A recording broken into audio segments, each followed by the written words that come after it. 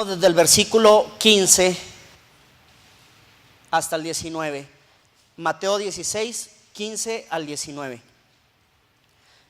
Sí, recuerda que estamos tratando de ver la Biblia en lo que es un año, y hoy nos brincamos ya de lo que es el Antiguo Testamento, brincamos al Nuevo Testamento. Y el primer libro que encontramos en el Nuevo Testamento pues es Mateo, el Evangelio según Mateo o según San Mateo. ¿Sí lo tenemos? Bueno, dice el verso 15: Él les dijo: ¿y vosotros quién decís que soy yo? Respondiendo Simón Pedro dijo: tú eres el Cristo, el Hijo del Dios viviente. Entonces le respondió Jesús: bienaventurado eres, Simón, hijo de Jonás, porque no te lo reveló carne ni sangre, sino mi Padre que está en los cielos. Y yo también te digo que tú eres Pedro, y sobre esta roca edificaré mi iglesia, y las puertas del Hades no prevalecerán contra ella. Y a ti te daré las llaves del reino de los cielos, y todo lo que atares en la tierra será atado en los cielos, y todo lo que desatares en la tierra será desatado en los cielos. Señor, te damos muchas gracias y nos ponemos en tus manos pidiéndote tu gracia, tu bendición sobre nuestra vida en esta tarde. Gracias, Señor, en el nombre de Jesús. Tome su asiento. Gracias, muchas gracias. Bueno, pues continuamos con este largo camino, largo viaje, ¿verdad? El tratar de ver la palabra de Dios, toda la Biblia, en un año, y hoy corresponde Mateo, como lo decía ahorita. Vemos que surge el Evangelio de nuestro Señor, ¿verdad? Vemos 4 evangelistas. No son 4 evangelios, son 4 evangelistas narrando un solo evangelio, porque no hay 2 evangelios ni 3, hay un solo evangelio, es el evangelio de nuestro Señor Jesucristo, ¿verdad? Pero visto desde la óptica de 4 evangelistas diferentes. Decimos los 4 evangelios por practicidad, ¿verdad? De decir los evangelios. Nos referimos a Mateo, Marcos, Lucas y Juan. El autor de este evangelio pues queda más que claro que es Mateo, ¿verdad? Uno de los 12 discípulos del Señor, aquel que estaba sentado atrás del banco de los tributos, era el que recogía, ¿verdad? Los impuestos de Roma, le recogía el dinero al pueblo de Israel, y es Mateo.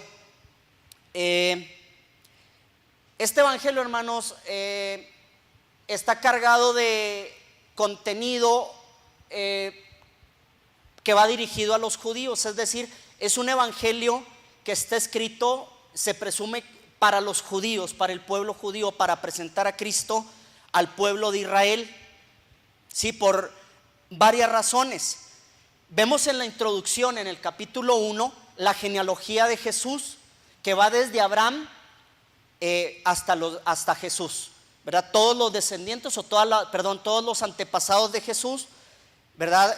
Presentando como cabeza a lo que es Abraham. Recuerde que los judíos presumían, ¿verdad? Se jactaban de que eran hijos de Abraham, ¿verdad? Decían: padre, a Abraham tenemos por padre. Ese era su orgullo. Y le dice Juan el Bautista: no digan que sois hijos de Abraham y que vuestro padre es Abraham, porque en verdad os digo, dice, que Dios puede levantar de estas piedras hijos de Abraham. O sea, les toca el talón, ¿verdad? Les toca el orgullo, les toca el punto medular, y se los destruye, se los derrumba. Le dice: no se jacten de eso. Pero sin embargo, el evangelista Mateo comienza su evangelio, comienza su tratado hablando de la genealogía de Jesús a partir de Abraham, precisamente porque hay un propósito, que es presentar a Jesús a los judíos, y es también con el propósito de que los judíos, este pueblo tan radical, tan cerrado, tan religioso, se dieran cuenta de que Jesús verdaderamente era el hijo de David. O sea, era el hijo de David profetizado desde hacía cientos o miles de años atrás. Se apoya en la revelación de Cristo, ¿sí? Cristo revelado en las Escrituras. Se apoya en las promesas de Dios en Cristo, el cumplimiento de las profecías mesiánicas en Jesús. Es decir, Mateo utiliza muchísimas profecías cumplidas en Cristo. Profecías del Antiguo Testamento se van cumpliendo desde su nacimiento, de cómo fue engendrado. Dice, fue engendrado por el Espíritu Santo para que se cumpliera lo dicho por el profeta Isaías. En aquellos días la Virgen concebirá, ¿verdad? Y luego todas estas profecías, todos estos textos que vemos, Mateo es muy recurrente en estas profecías cumplidas en la persona de nuestro Señor Jesucristo. Es dirigido a los judíos también en el énfasis en que Jesús es el hijo de David. Ya lo dije ahorita. Era importante esta profecía, era sumamente importante para los judíos, porque acuérdese que el más grande rey de Israel, ¿quién fue? David, ¿verdad? Ellos hablaban de David, estaban orgullosos de David, y era importante demostrarle al pueblo judío que Jesús era verdaderamente descendiente de David. No solamente José, el que se creía padre de Jesús, ¿verdad? Que pues sabemos que no era padre biológico, pero aún José era descendiente de David, y no se diga María. Ambos eran descendientes del linaje de David. Y Mateo también es muy recurrente en la frase reino de los cielos, que para los judíos era una frase también que usaban mucho para no referirse directamente a la divinidad, directamente a Dios, porque usted sabe que ellos no podían hablar de Dios como nosotros estamos acostumbrados, ¿verdad? Que decimos, o sea, tenemos mucha libertad de decir Jehová, o de decir Jesús, o de que mi Padre es Dios, o el Todopoderoso, ¿verdad? O incluso decir nosotros, yo soy, ¿verdad? Yo soy arquitecto, yo soy ingeniero, yo soy hijo de Dios. Para ellos era como que una falta de respeto muy grande. Entonces ellos no utilizaban estas nombres o dirigirse a Dios de esta manera tan directa como lo hacemos nosotros que somos la iglesia, pero utilizaban otros medios, y entre ellos era el reino de Dios, ¿sí? El reino de Dios, que es equivalente utilizar el reino de los cielos, que es equivalente al reino de Dios. Mateo utiliza esta frase más que cualquier otro evangelista, más que Lucas, más que Marcos y más que Juan.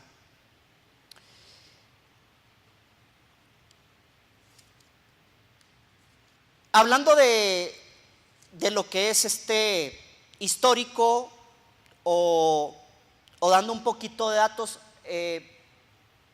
encontré esta información del por qué este evangelio, a quién fue dirigido. Sabemos que aunque Mateo, su evangelio es dirigido a los judíos, Lucas escribe su evangelio para dirigírselo a un tal Teófilo, ¿verdad? Al igual que el libro de los Hechos, a Teófilo, dice a Teófilo. Y Marcos también tiene su propósito, y Juan tiene su propósito. Sin embargo, hermanos, sabemos que el propósito del evangelio, aunque tiene una carga cultural, cada evangelista, cada tratado de cada evangelista tiene una carga cultural, o es dirigido a cierto grupo o a cierta persona.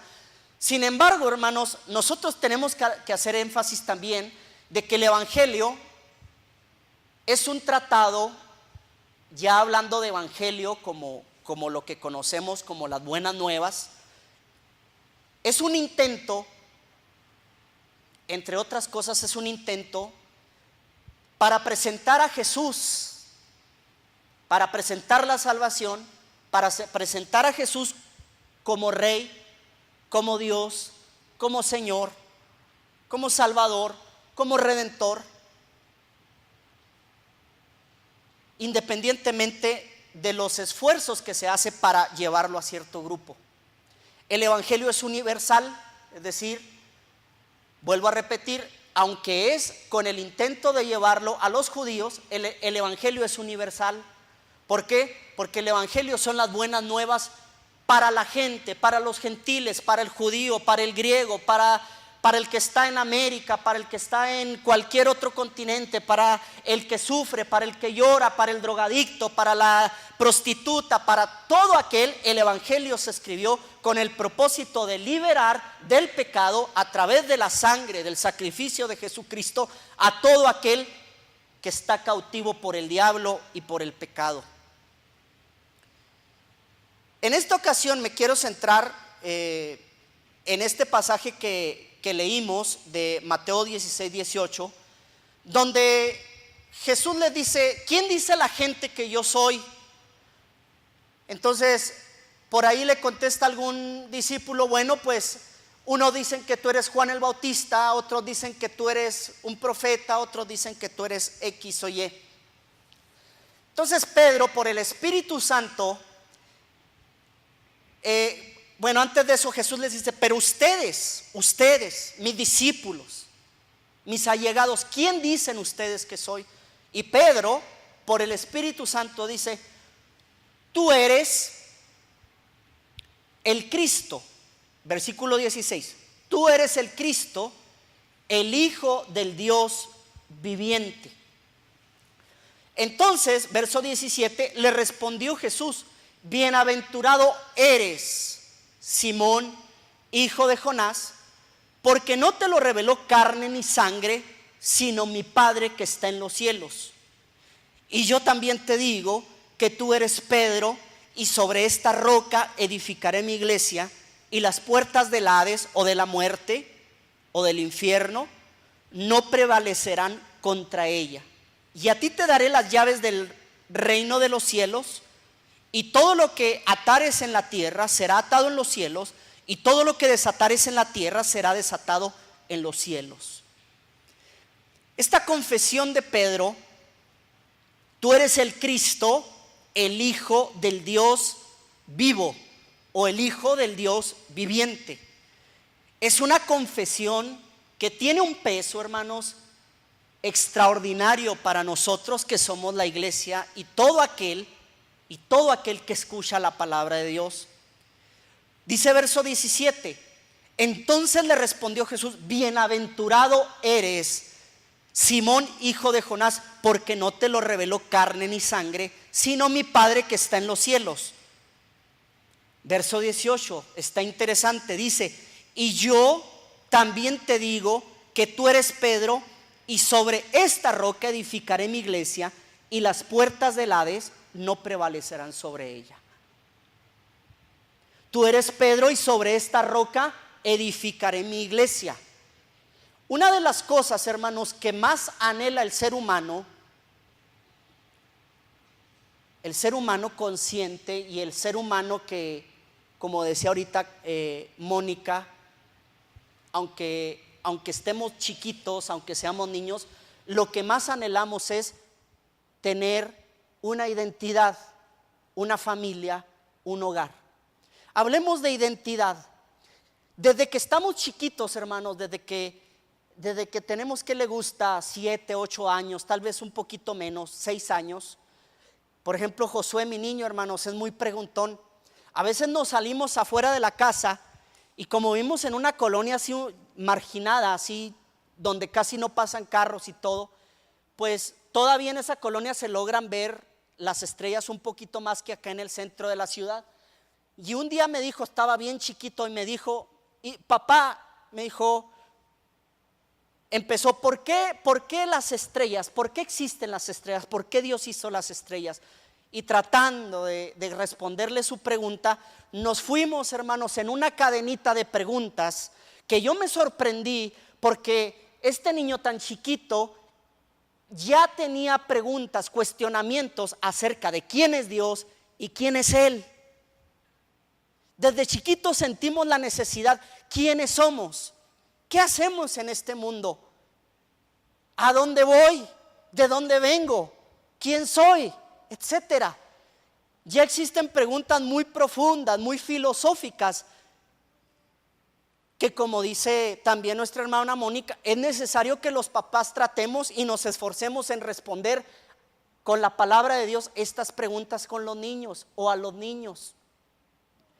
Desde chiquitos, hermanos, tenemos esta necesidad de saber quiénes somos, qué estamos haciendo aquí en el mundo, cuál es nuestro propósito, ¿sí? ¿A dónde voy? Si nos pasa algo en la vida, ¿por qué me pasó? Todos estos niños que no tienen un hogar, que no tienen familia, que no tienen padres, por supuesto que se preguntan y dicen, ¿por qué? Si yo veo que los otros niños tienen papá y mamá, ¿por qué yo no tengo un papá y una mamá? ¿De dónde vengo? ¿Por qué Dios me trajo esto? ¿Por qué la vida me trata de esta manera? Imagínese el problema o los problemas existenciales que sufren estos niños y que sufrimos muchas veces los que estamos aquí cuando no conocíamos o no crecimos en hogares que eran cristianos o que tenían la palabra de Dios. Esta necesidad surge, pero es interesante cómo es que Jesús da una respuesta tan fuerte, tan concisa a esta pregunta. Y dice, tú eres Pedro y sobre esta roca edificaré mi iglesia. Y las puertas del Hades no prevalecerán sobre ella. Nosotros que ya somos adultos, nosotros que venimos los domingos a escuchar la palabra y que nos decimos cristianos, sabemos, somos la iglesia. Eso lo sabemos, somos la iglesia. Tú eres Pedro y sobre esta roca edificaré mi iglesia.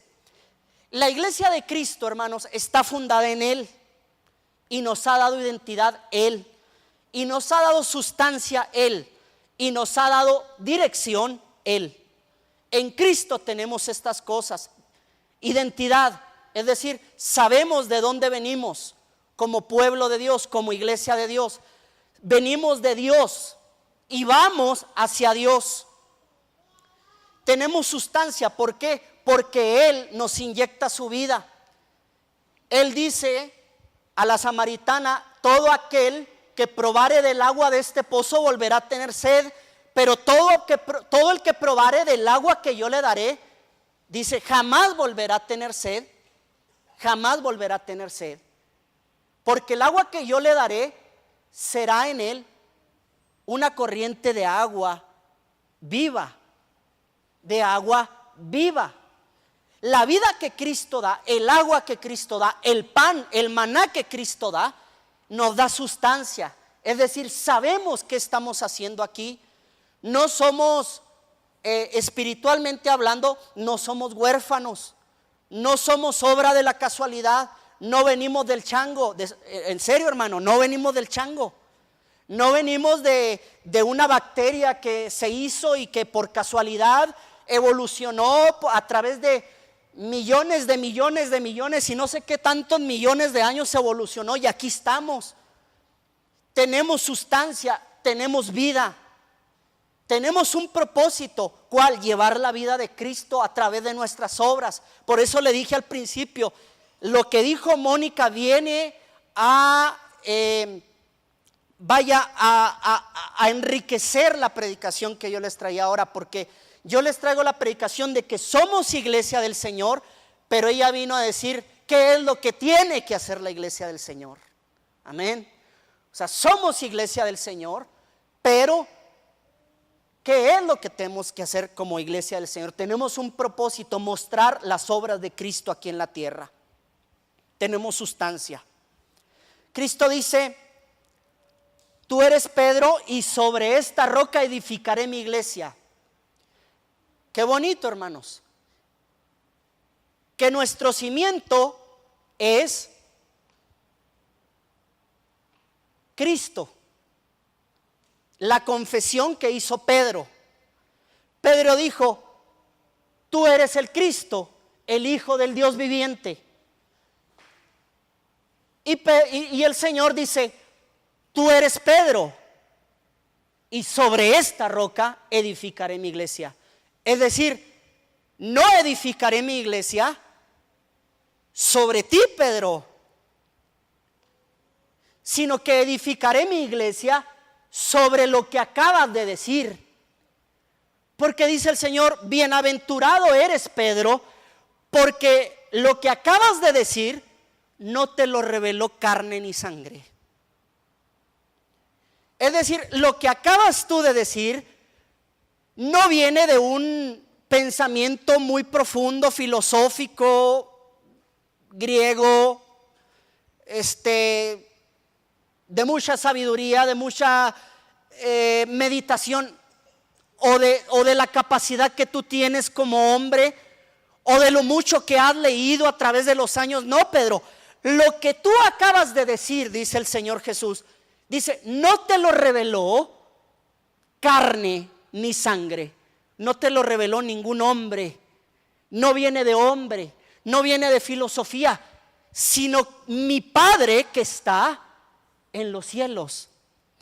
La confesión que tú acabas de decir, Pedro, que yo soy el Cristo, el Hijo del Dios viviente, te lo reveló mi papá,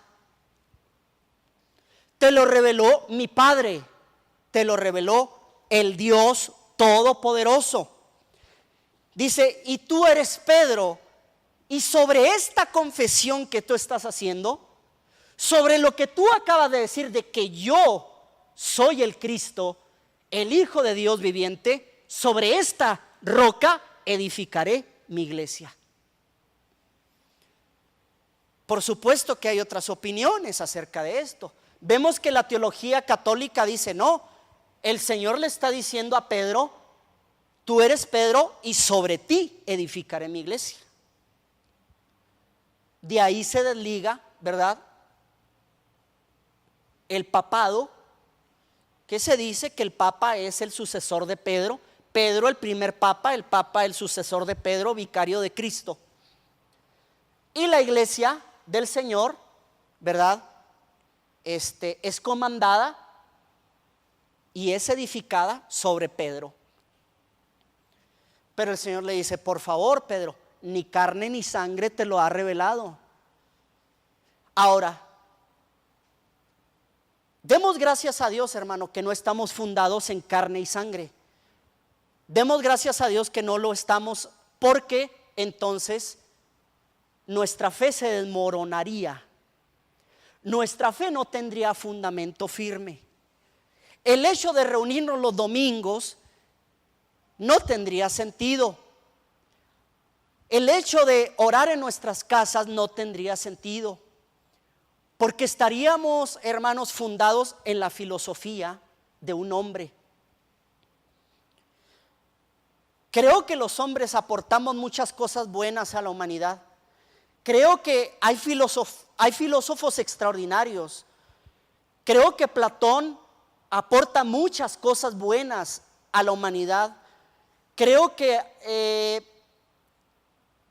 no solamente los griegos, sino los artistas, la música, la pintura, mucha arte y mucha filosofía y muchas formas de pensar y muchas cosas que pueden traer como enseñanza, nos pueden ayudar, por supuesto, desde luego.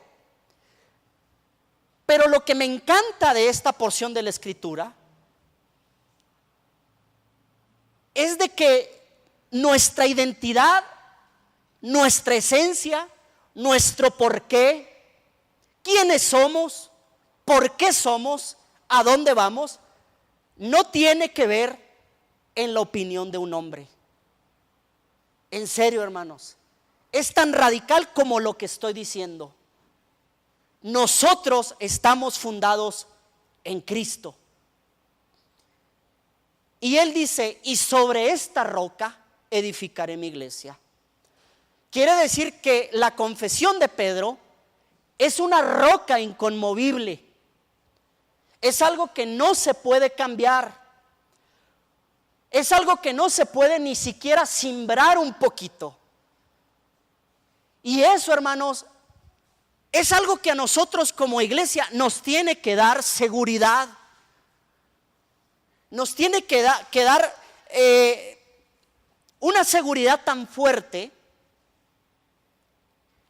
para que no nos movamos ante ninguna corriente, ante ninguna filosofía, ante ninguna forma de pensar que no venga de las Escrituras. Han pasado miles de años, cerca de 2000 años, y las palabras de Jesús siguen vigentes.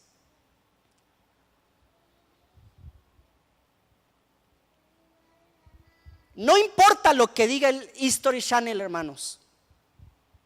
No importa lo que diga fulano de tal. Créame que el Evangelio según San Judas, que se puso de moda hace unos años, no va a cambiar las vidas. Créame que el Código Da Vinci no va a cambiar las vidas. No puede traerle bien a los matrimonios. No puede traerle bien a las familias, a los hijos, a la integración familiar. No puede hacer nada por el ser humano. Jamás podrá hacerlo. Jamás. Pero hasta este día Jesucristo sigue cambiando vidas a través de su iglesia. Hasta este día la humanidad, hermano, sigue teniendo esperanza en Dios a través de su iglesia. Hasta este día nosotros podemos hablar la palabra con autoridad y con libertad, gracias a que la iglesia, hermano, no está fundada en el History Channel o en la filosofía o en la doctrina de fulano de tal, sino que está fundada en que Jesús es el Cristo y es el Hijo de Dios.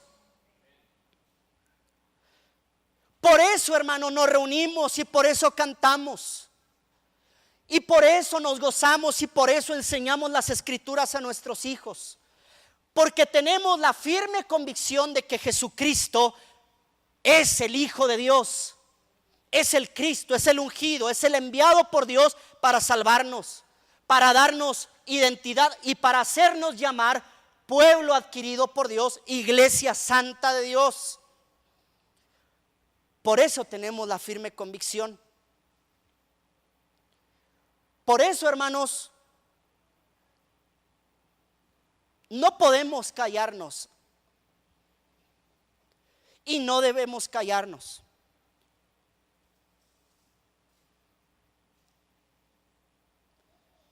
Cuando la iglesia descubre esta verdad, hermanos, entonces la iglesia habla, entonces la iglesia grita, entonces la iglesia proclama, entonces la iglesia actúa. No puede quedarse callada la iglesia ante la verdad que ha transformado al mundo.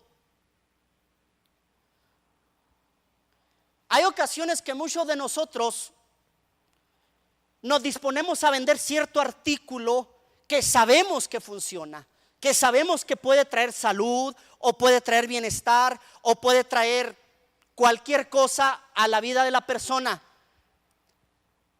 Y nos mueve llevar esa noticia a los vecinos, al compadre, a la comadre.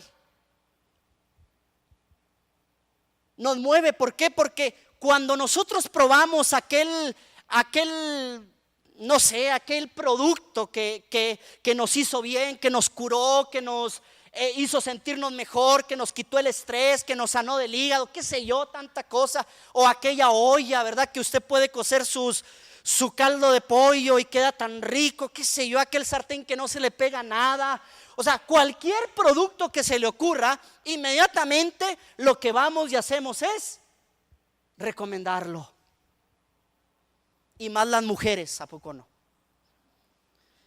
Y es bíblico, hermano. Cuando resucitó el Señor, ¿quiénes fueron las primeras que fueron y evangelizaron? Fueron las mujeres, no fueron los apóstoles. Las mujeres iban a a embalsamar o a ponerle ahí aroma al cuerpo del Señor. ¿Y qué pasó? Que se encontraron que el Señor había resucitado y fueron corriendo y no se callaron. ¿Por qué? Porque se sorprendieron. Cuando la iglesia, cuando el creyente se despierta y se aviva y dice: yo soy la iglesia del Señor y mi fe está puesta, está cimentada en la roca eterna de los siglos, que es Jesucristo, y todo lo que yo proclame, todo lo que yo diga acerca de Jesucristo le hará bien a los demás. ¿Por qué? ¿Por qué le hará bien a los demás? Porque me hizo bien a mí en primer lugar, porque me sanó, porque restauró a mi familia, mis hijos, mi matrimonio, porque me hace vivir una vida en paz, porque no solamente eso, sino que me da esperanza en los tiempos de angustia, cuando estoy enfermo, cuando hay problemas en el matrimonio, cuando mis hijos se desvían, cuando tengo problemas de cualquier índole, tengo esperanza. ¿Por qué? Porque hay una palabra que el Señor dijo: esta es una roca, esta es una confesión que estará cimentada en la roca. Esta es una institución, la iglesia estará en la roca inconmovible. Qué bueno que el Señor no cimentó la iglesia en Pedro, porque Pedro murió. Unos añitos más adelante Pedro muere, pero el Señor también muere. Pero la diferencia es que Cristo resucita. Y dice el apóstol San Pablo que si Cristo no hubiese resucitado, entonces vana es nuestra fe. Dioquis se reúnen, dioquis alaban a Dios, dioquis oran. Es más, ¿saben una cosa? Piensen lo que quieran si Cristo no resucitó. Piensen que vienen del chango, piensen que son una casualidad del universo, piensen que son hijos del Big Bang, piensen que son un experimento extraterrestre, piensen que son reptilianos, piensen un montón de todo lo que quieran pensar, piénsenlo. ¿Por qué? Porque Cristo no resucitó. Pero alabado sea el nombre del Señor, que resucitó al tercer día y nosotros tenemos vida y esperanza en Él. Amén. Alabado sea el Señor. ¿Qué dice el apóstol Pedro acerca de esto? Pedro capítulo 2 versículo 9. Primera de Pedro capítulo 2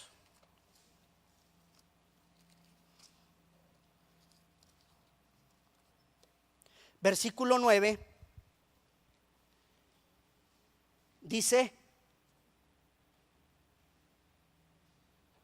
mire, vamos a leerlo, desde el versículo 6.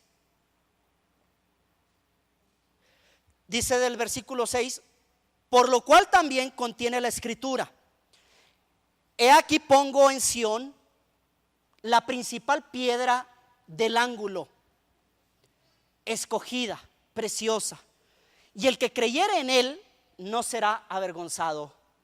Está hablando de una piedra. Y el que creyere en él no será avergonzado. ¿Quién será esta piedra? Angular, piedra angular.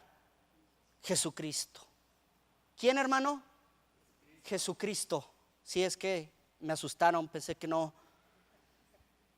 Y el que creyere en él no será avergonzado. Digo, pobre de los que no creen. Pobres de los que no creen en Cristo. En serio, hermano, no lo digo porque yo me sienta bien McLean o me sienta el escogido de los dioses. En serio, no. Pero digo, pobre de mí cuando no creía en Cristo. Pobre de mí cuando no estaba unido al cuerpo de Cristo. Pobre de mí, no tenía esperanza y era avergonzado. Era avergonzado. ¿Por quién? Por el diablo, por el mundo. Por supuesto, hermano. Pero el que cree en Cristo jamás será avergonzado. Y dice, versículo 7: para vosotros pues los que creéis, Él es precioso. Pero para los que no creen, la piedra que los edificadores desecharon ha venido a ser la cabeza del ángulo y piedra de tropiezo y roca que hace caer. Porque tropiezan en la palabra, siendo desobedientes, a lo cual fueron también destinados. Mas vosotros sois linaje escogido, oiga, mas vosotros sois linaje escogido, real sacerdocio, nación santa, pueblo adquirido por Dios, para que anunciéis las virtudes de aquel que os llamó de las tinieblas a su luz admirable. Vosotros que en otro tiempo no erais pueblo, pero que ahora sois pueblo de Dios, que en otro tiempo no habíais alcanzado misericordia, pero ahora habéis alcanzado misericordia. Me llama la atención del escritor Mateo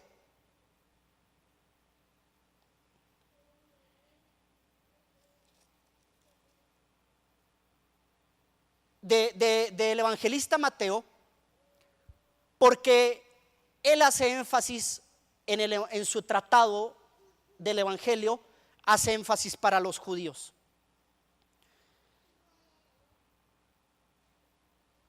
Y esta parte, hermanos, de ¿quién dicen ustedes que soy yo? Y dice Pedro, tú eres el Cristo, el Hijo del Dios viviente. Y luego dice Cristo, bienaventurado eres, Simón Pedro, hijo de Jonás, porque no te lo ha revelado carne ni sangre, sino mi Padre que está en los cielos. Tú eres Pedro, y sobre esta roca edificaré mi iglesia. Me llama la atención, hermanos, porque si alguien tiene todavía hasta este momento identidad en la tierra como pueblo, son los judíos. Ellos sabían y ellos saben bien, ¿verdad?, cómo fueron sacados de Egipto, cómo Dios hizo maravillas. Recuerde que en Deuteronomio Dios le dice en la ley, ¿verdad?, le manda a los padres de familia que escriban las palabras de la ley, las escriban en los postes y en las vigas y en los dinteles de las puertas, y en toda su casa debería de estar escrita la ley del Señor. ¿Por qué? Porque la tenían que repetir todos los días. Los niños, como mis hijos, hermanos, ya de la edad de mis hijos, ya se tenían que saber la ley de Moisés. Imagínense. Ellos sí que tienen identidad. Y una y otra vez, ellos saben que son el pueblo, un pueblo que Dios escogió, que Dios formó. Y sin embargo, en esta confesión, la cual solamente Mateo registra en el evangelio, los otros evangelistas no la registran. O sea, le está diciendo en primera instancia a los judíos, le está diciendo, ¿sabes una cosa? Tú puedes venir a ser un pueblo. Le está diciendo a los israelitas, tú puedes llegar a ser un pueblo santo. Tú puedes llegar a ser la iglesia de Dios. Imagínense el choque tan tremendo que iban a tener los judíos con esto. Es por eso que le digo que las palabras de Cristo no están escritas en vano. Las palabras de Cristo no están escritas para que nada más las tengamos ahí. La iglesia de Cristo está formada por Cristo, en Cristo y para Cristo. Está formada por Cristo, en Cristo y para Cristo. Un día nos iremos con el Señor, ya sea que muramos o ya sea que Él venga por nosotros en su segunda venida. Y Él dice, yo vendré y me tomaré a mí mismo. Somos cuerpo del Señor, no somos extranjeros, no somos, hermano, un pueblo que anda como si nada ahí en la tierra, creyendo cosas porque simplemente no las impusieron, o porque mi papá creía que en la Biblia, bueno, pues también yo creo en la Biblia. No somos un pueblo, hermano, ligero. Nuestras raíces, hermano, no son livianas, no son poco profundas. Nuestro peso no es ligero, no es liviano. el peso que tiene la iglesia, mis amados hermanos, las raíces que tiene la iglesia son profundas y el peso es grande, es pesado, es fuerte. Tus palabras son fuertes, tu autoridad es fuerte, es grande. No para declarar que tú eres el rey y la reina de esta tierra y que todas las cosas te vendrán porque tú lo decretas con tu boca, no. Tú tienes autoridad en Cristo. Tú tienes autoridad en Cristo porque eres la iglesia de Cristo. ¿O qué no dicen las palabras aquí? Dice, las puertas de la muerte o del Hades o del infierno, como lo conocemos, no prevalecerán contra ella. Las puertas del infierno no van a prevalecer contra la iglesia. Así como no prevaleció la muerte sobre el Señor, tampoco prevalecerá en contra de nosotros. Eso es de suma importancia porque eso nos da seguridad. Dice, todo lo que desatares en la tierra será desatado en el cielo, y todo lo que atares en el cielo, en la tierra, será atado en el cielo. Todo. Estas palabras no solamente se las dijo a Pedro. En Mateo capítulo 18, versículo 17, si quiere vamos ahí rápido a un versículo, un capítulo más adelantito, 2, 18, 17 dice,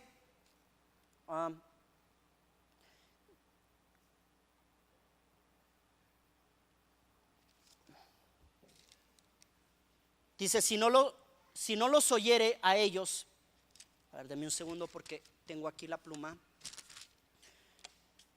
Dice, si no los oyere a ellos, dilo a la iglesia, y si no lo oyere a la iglesia, tenle por gentil y publicano. Está hablando de cuando se reprende a un hermano, ¿verdad? Que pues no quiere hacer caso, que anda ahí de rebelde. Entonces dice ahí la escritura, díselo primeramente en privado, y si no te hace caso, bueno, tráete unos testigos. Si no le hace caso, bueno, entonces dilo directamente a la iglesia, y si no le hace caso a la iglesia, entonces tenlo por publicano y por gentil, o sea, que no cree, que no es cristiano, que no es convertido. Verso 18 dice, de cierto os digo que todo lo que atareis en la tierra será atado en el cielo, y todo lo que desateares en la tierra será desatado en el cielo. O sea, estas palabras, hermano, no son exclusivas para Pedro. Estas palabras son para la iglesia del Señor. Esta autoridad es para la iglesia, no es nada más para el apóstol Pedro. Esta autoridad, hermanos, viene de Cristo. Viene de Cristo.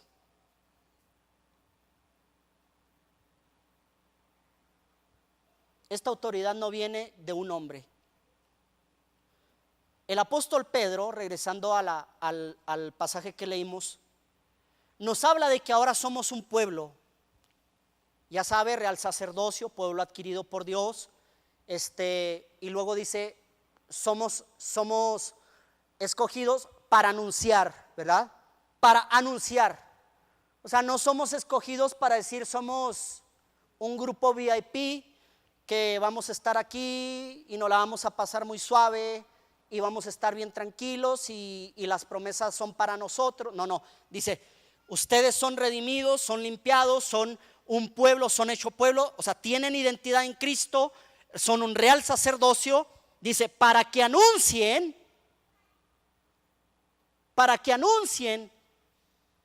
las virtudes. Para que anuncien las virtudes. ¿A quién? Pues al vecino, pues al mundo, pues a la colonia, a la ciudad.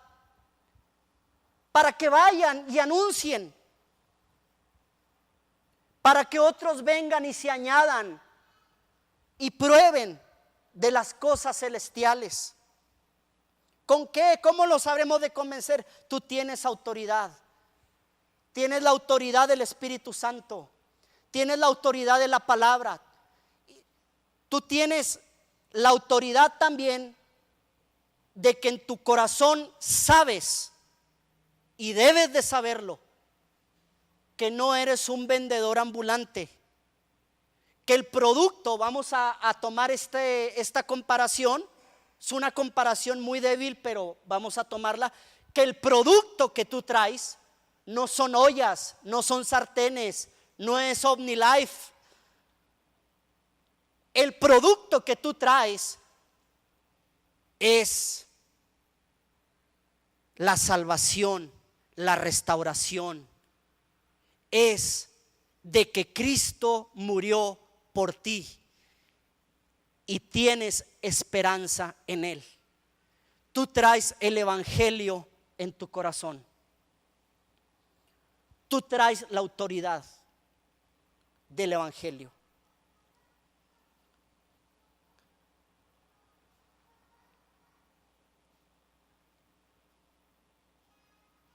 Ya para terminar, hermanos, yo les quiero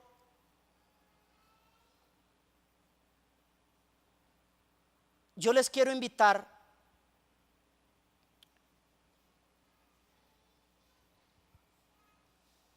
a que no se nos olvide quiénes somos. A que no se nos olvide quiénes somos delante de nadie.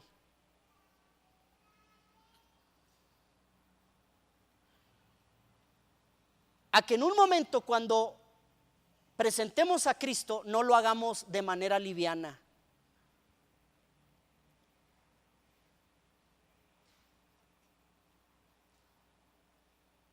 Porque Cristo, hermano, no es una baratija.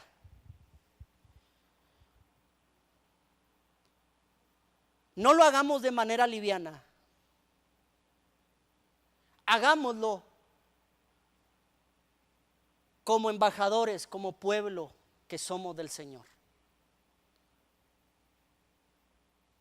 Pueblo del Señor.